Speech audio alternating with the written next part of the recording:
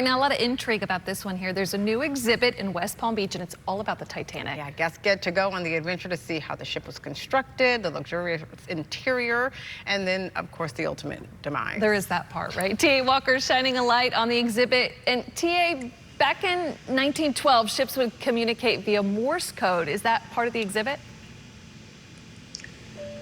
It really is, and I want to get to that in just a moment. But I first want to start with this grand stairway that you may remember from the Titanic movie. But I'm going to flip it around and talk to Christian here. And as we're talking here, Christian, tell me about this first-class cabin. Yeah, so one of the big showcases here in the Titanic exhibit is going to be our cabin replicas. So what we're looking at is our first-class cabin, which was reserved for the wealthiest of passengers, our businessmen and politicians that have all the fixins.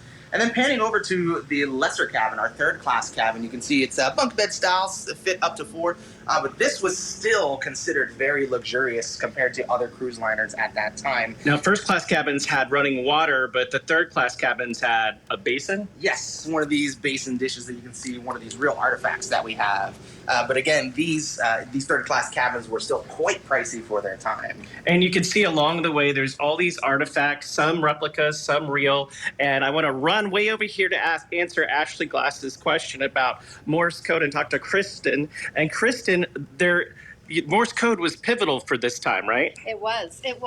So we have here components of wireless transmitter. So we have the gap transmitter, all done by sending and receiving messages through ham radio. So this is the gap transmitter here. So we would flip the switch and it would tap. They would tap those messages. So the West Palm Beach Amateur Radio Club has fitted you out with a current version of this, and we can type W, right? So how do we do W? Short, long, long, and then we can do P, short, long, long, short, and then T, where's the T? Where's the T? One long, and V is short, short, short, long.